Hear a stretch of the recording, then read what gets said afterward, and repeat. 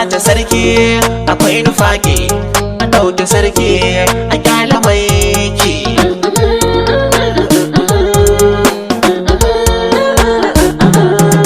An sace sarki abun mamaki, a sace sarki akwai nufaki, an ɗauke sarki an kyala maiki. Bakin ga yayi kamar yin fada da zaki, mutan garin nan sai ku yi shiri na yaki. Kafin hakan amma sai ku danka mulki, 'ya'yan sarauta huɗu duk suna da maki. Gudan dabara sai ke shigar sadaki, da safiya ta yi hau gidan daraki. Da kai kure gun shi kaɗan ya tsaye da aiki, bayan gidan nan ko sai ya sa su wanki.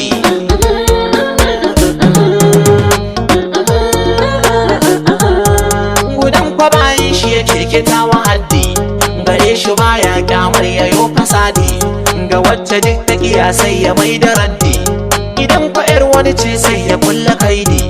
Ganin shi ba mai taka shi duk kalar rade. An sace sarki abun mamaki, a sace sarki akwai nufaki, an ɗauke sarki an kyala maiki. Gudan kwa baya sallah bare ibada, akin baɗala baya isar saganda. Kullum tunani da ibai wuce ta yadda ya zai kashe sarki idan ya gaji fada. Gidan ga komai ya iba mai ba da shaida.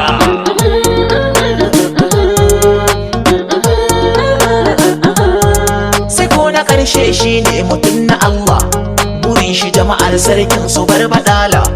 Ya yaƙi duka matsafan da ba su sallah, dakin shi don Allah ba shi duba daula. Yana riƙon sunnar baban batula, dukan ibadu na iya rike su jumla. An sace sarki abun mamaki, a sace sarki akwai nufaki, an ɗauke sarki an kyala maiki. Amma dukan sa'in sar akwai dalili, kafin batan sarkin sai da yayi misali.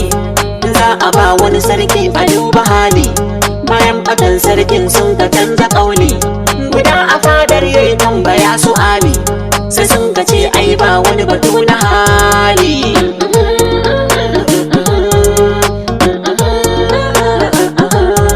Ashe wancan mutumin shi kwa adali ne, gurin ilahu ashe shi mai dogaro ne. Sai ya kisa hannu kan batun gashi ne, da sun ka shaida mutumin mai dagiya ne.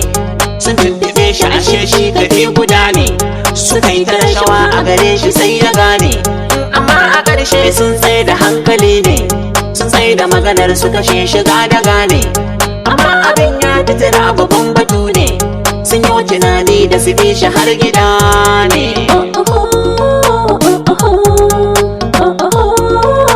An sace sarki, an sace sarki,